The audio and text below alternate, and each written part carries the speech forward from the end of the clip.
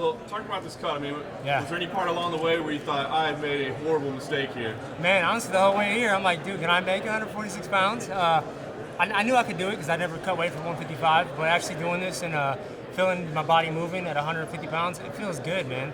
Like, I felt nervous for the weight cut. I put the time in. I had to get in mad shape for this weight cut. Can't come in here like at 155 and just show up and make weight. So it felt good to be nervous for the weight cut, felt nervous for the process again.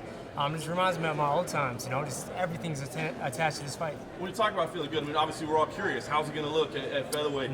What's the difference do you feel? Is it speed? Is it light? I mean, what does it feel like? Well, I don't know until I make featherweight, I guess. The first guy I'm fighting is a former lightweight too. So moving down to fighting a former lightweight, probably won't see exactly how it feels out there, but I'm motivated. I'm amped up. I'm in shape. I'm ready to go. I was going to ask you about that. When they came with the name, you're moving down to featherweight and they give you like the biggest guy in the division. Yeah. Was there any point that was like, why this guy? I actually picked the guy, because everybody else was matched up. He was sitting there, ranked nice and high, and it made sense for me. I come in here, make a big statement, and puts me right back in line. You talk about feeling nervous again and feeling like it's the old days. Does this feel like reset, like the WEC days, coming off that Bart Palashevsky loss? It feels just like my first fight with Mike Campbell, coming in there and just nervous about the whole process. Before, for 155, I've been fighting for 10 years now, so it's been a long time. I can show up and make weight, no problem.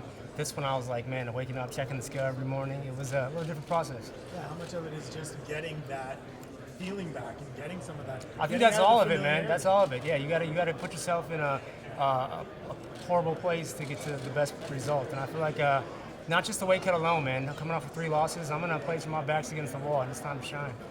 What's the mentality been like? Talking about dealing with those losses. I mean, were there any It's doubt, frustrating, man. It's frustrating because it's right there. I'm not getting my ass kicked. I'm not getting knocked out or submitted. I'm losing decisions, and I'm fighting the best in the world. Eddie Alvarez, current champ, RDA, former champ.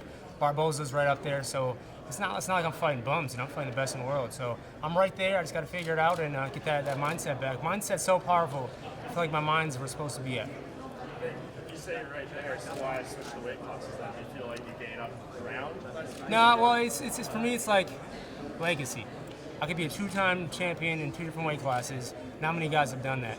155, I'm gonna be working my way back up the ladder, which I can do as well. I'm definitely not done with the lightweight division. I got some fights to take care of in that division. But if I want to build this legacy, 29 years old, time to make a change. Get down to that 145 division, get that belt. I'm a man on a mission right now, focused. Is it weird that you're going down to a weight class with the champion? They don't really know the status. Conor's fighting at 170. They don't know if he's going to come down defended, if he's going to vacate it. After cutting this to 145, I know why he's fighting at 170.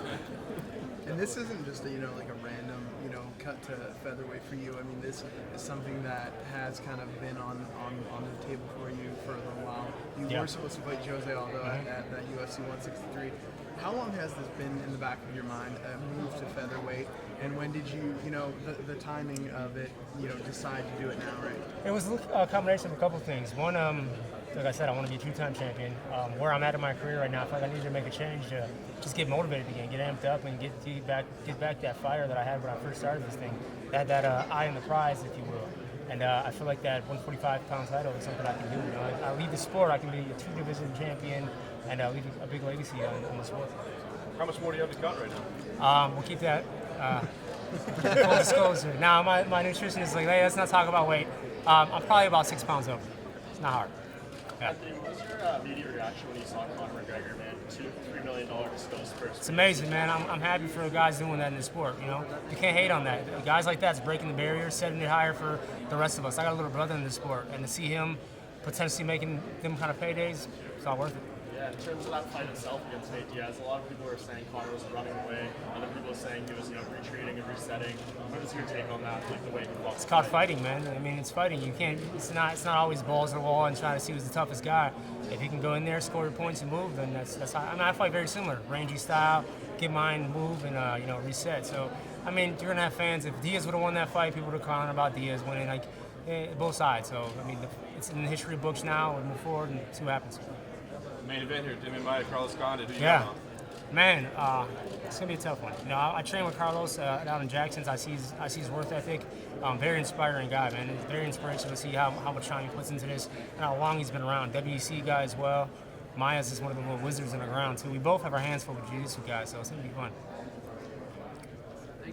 Thank you. All right, fellas. Thanks, guys. Let me get some picks over here.